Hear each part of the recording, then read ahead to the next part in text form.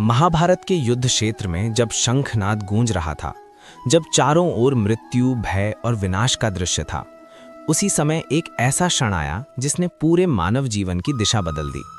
अर्जुन, जो संसार का सबसे महान धनुर्धर था, उसी अर्जुन के हाथ कांपने लगे। उसकी आंखों के सामने अपने ही लोग खड़े थे, गुरु, भाई, मित्र, स्वजन।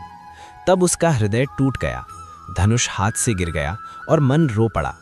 यही वो क्षण था जहां से श्रीमद् भगवद गीता का जन्म हुआ। भगवान कृष्ण ने अर्जुन से कहा कि ये युद्ध केवल बाहरी नहीं है, ये भीतर का भी है। हर मनुष्य के जीवन में कुरुक्षेत्र आता है। हर व्यक्ति कभी ना कभी अर्जुन बनता है। जब अपनों से लड़ना पड़े, जब सही और गलत के बीच अंतर धुंधला हो जाए, तब मनुष्य टूट जाता है। गीता ऐसे ही टूटे हुए मन को सहारा देती है। गीता कोई ग्रंथ नहीं, ये रोते हुए मनुष्य से भगवान की बात है। ये उस इंसान के लिए है जो अकेले में रोता है, जो सवाल करता है, जो कहता है कि मैं सही हूं या गलत। कृष्ण अर्जुन को डांटते नहीं, वे उसे समझाते हैं। वे कहते हैं कि तुम्हारा दुख अज्ञान से पैदा हुआ है।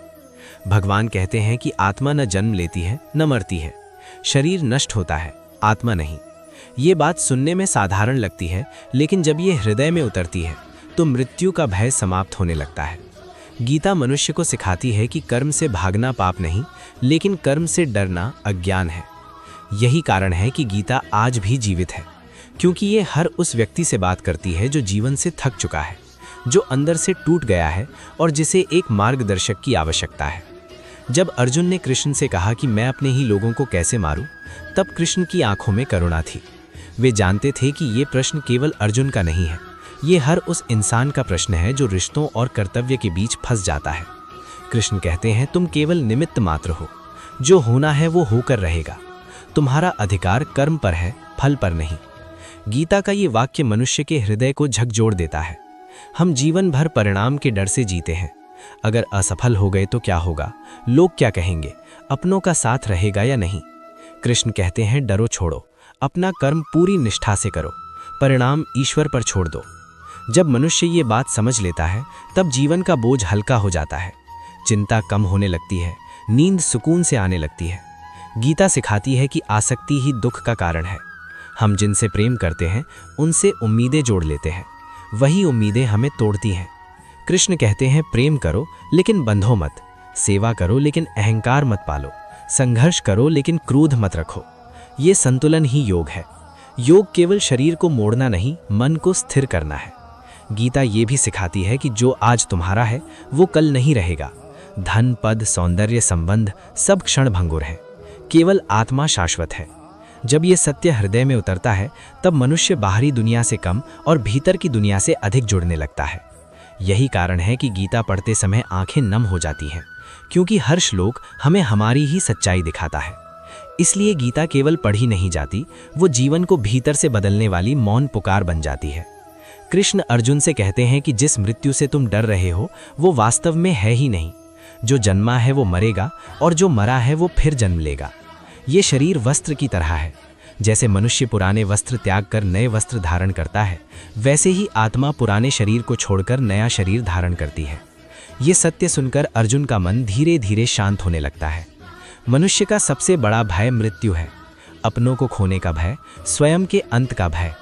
गीता इस भय की जड़ पर प्रहार करती है। कृष्ण कहते हैं कि आत्मा को न शस्त्र काट सकते हैं, न अग्नि जला सकती है, न जल भिगो सकता है, न वायु सुखा सकती है। आत्मा अजर है, अमर है, अविनाशी है। जब ये भाव भीतर उतरता है, तब जीवन की दृष्टि बदल जाती है। दुख स्थायी नहीं लगता, पीड़ा भी अस्थायी जान पड़ती है। गीता मनुष्य को ये शक्ति देती है कि वो सबसे कठिन समय में भी भीतर से टूटे नहीं। कृष्ण ये भी बताते हैं कि शोक करना स्वाभाविक है, लेकिन शोक में डूब जाना अज्ञान है। जो चला गया है वो नष्ट नहीं हुआ, केवल रूप बदला है। ये ज्ञान सुनकर हृदय का बोझ थोड़ा हल्का हो जाता है। गीता केवल दर्शन नहीं सिखाती, वो साहस सिखाती है। वो कहती है कि सत्य को जानने वाला व्यक्ति किसी भी परिस्थिति में विचलित नहीं होता। सुख आए तो अहंकार नहीं, दुख आए तो निराशा नहीं। यही आत्मज्ञान मनुष्य को भीतर से मजबूत बनाता है। गीता हमें सिखाती है कि हम शरीर नहीं, आत्मा है, और जो ये जान लेता है उसके लिए जीवन भय नहीं, एक पवित्र यात्रा बन जाता है। जब अर्जुन का मन थोड़ा स्थिर हुआ, तब कृष्ण ने भक्ति का रहस्य बताया। उन्होंने कहा कि कि ज्ञान और कर्म के साथ यदि भक्ति जुड़ जाए तो जीवन पवित्र हो जाता है। भक्ति का अर्थ केवल पूजा करना नहीं है, भक्ति का अर्थ है पूर्ण समर्पण।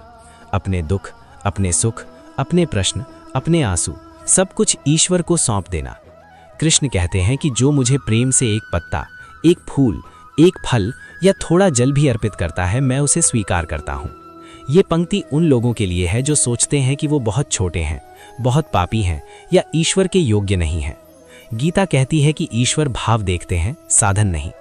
जब मनुष्य टूट जाता है, जब कोई साथ छोड़ देता है, जब जीवन में अंधेरा छा जाता है, तब भक्ति एक माँ की तरह मन को गोद में ले लेती है।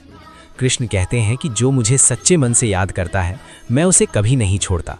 ये वाक्य लाखों लोगों के लिए सहारा बन जाता है जो अकेलेपन से जूझ रहे होते हैं। गीता सिखाती है कि ईश्वर से रिश्ता डर का नहीं, प्रेम का होना चाहिए।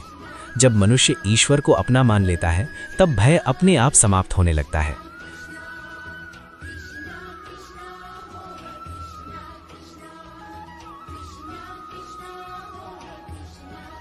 कृष्ण ये भी कहते हैं कि जो मुझे सबका स्वामी मानकर शांत भाव से जीता है, वही सच्चा सुख पाता है। भक्ति मन को नरम बनाती है, अहंकार को गलाती है और हृदय को शुद्ध करती है।